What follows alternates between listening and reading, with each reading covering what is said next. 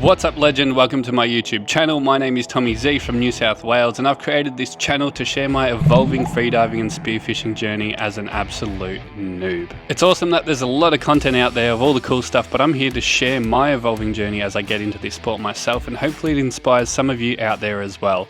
As I'm sure you know, interacting with the content will help me grow, so if you enjoy it or want to see more, chuck a like, comment and subscribe to my channel or follow me on all other social media platforms. In this video, you'll watch me lose 2 flatties of a lifetime, and I'm going to teach you through my mistakes so you don't lose them for the same reasons. Let's get into it. Alright, we out here going for a quick spearfish. Finny and Shazzy coming along. Finny's going in the float. Hopefully we get a nice big flatty, maybe a couple ludwig. We'll see how we go. Not going to be out too long, but let's go. Got some new booties. Oh, keen. You're kidding.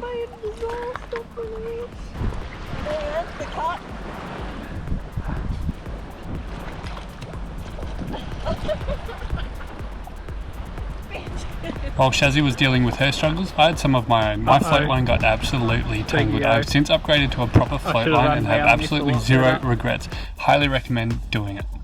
Once I was somewhat untangled and had given up, I actually did not untangle my entire float line. I got over it. I headed out into the water. Now the viz on this day wasn't as good as it has been in the past, but it was still somewhat reasonable until I got over closer to the shoreline. And I know you guys don't want to see a whole lot of boring nothingness, so this is just me quickly swimming past it, swimming through the areas where I don't think I'm going to see anything that I'm going to actually get, and basically go and find some fish. So I've got this brand new rubber on my gun that I'd gotten from the local gun shop to replace the old rubber. When I had gone to replace the bungee on this gun, I noticed that the other rubber did have a little bit of popcorn kind of marks on it, so I thought I'd replace it while I was there.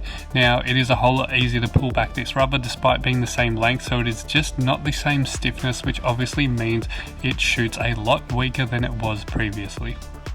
Now here you'll see a small school of luddies swimming past, which I wasn't really interested in at this point in the dive. So I let them go and continued diving on, as well as remembering this is quite a short gun, so it doesn't have that much range on it. Now on this dive I was trying a new camera angle with the GoPro. I had the GoPro in my left hand on a short little stick, and it was actually really challenging and difficult looking back at the footage to know what kind of angle I was actually shooting on. So what happens in this next scene is I saw a flathead and I went and took the shot, and it is just off screen, but it was right at the end of the spear range, as well as you'll see by the bungee, and it basically just hit the flathead and bounced off. And here's my head shake of disappointment. Now in this next clip I had a school of luddies swim past, and one thing that I've learned is when you're looking for fish on the bottom and fish on the top, just stick to one. If you're looking for fish on the bottom, you'll miss the ones in front of you, and if you're looking for ones in the middle of the water column, you'll miss the ones on the bottom. Here I shot at a ludwig, and you cannot see, but just where that dust cloud is, a big flathead was right there and had just swum off.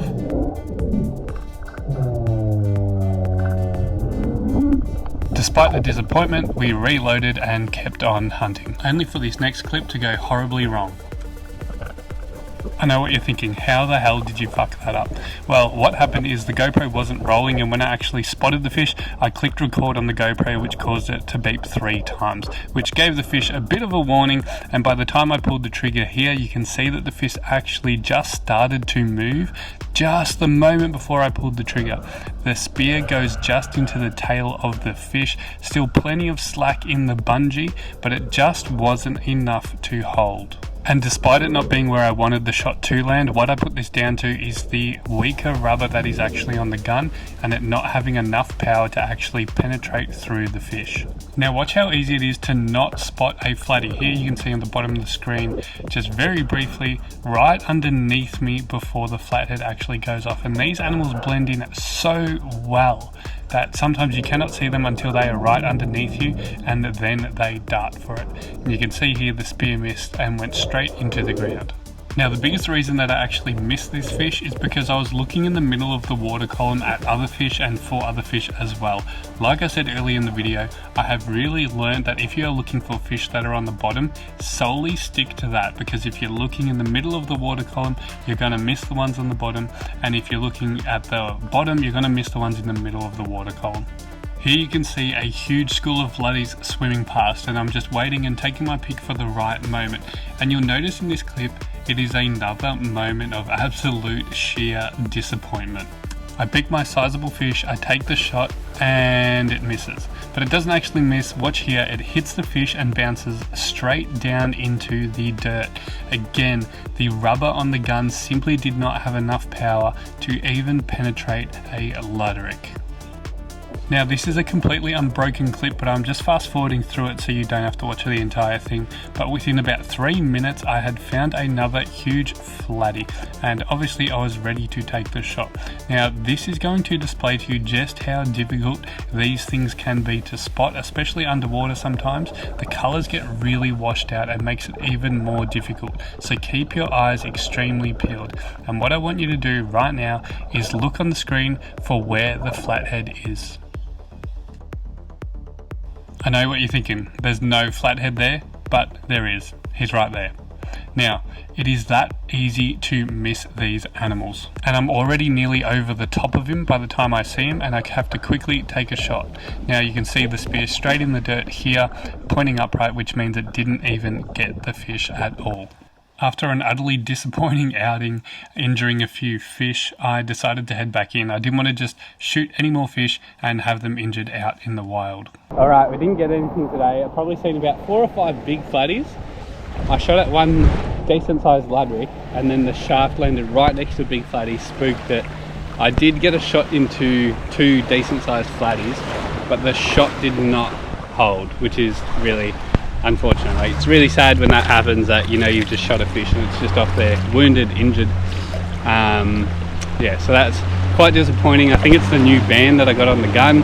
I had the bungee underneath snap, and I noticed the band for the actual shaft was deteriorating, so I thought, yep, I'll replace that whilst I'm here. And it's way easier, it's same length than that, but it's just way easier to pull back. So obviously it has less power, and I think it just doesn't have enough juice in it, so I might need to get another band, a second band, but that's right, we had fun. So Finny's ready to go home.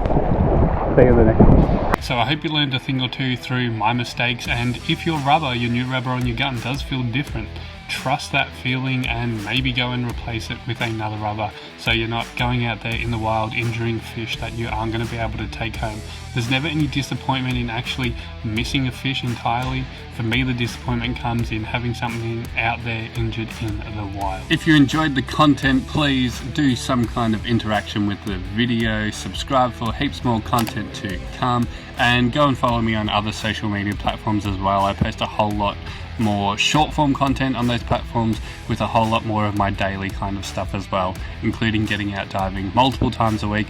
Obviously making these videos takes a lot of time, so these will not be out as frequently, but stay posted, and I've got heaps more content on the other platforms. The links to the rest of my social media will be in the description. Thanks for watching, hopefully you learnt a thing or two, and let's get deep.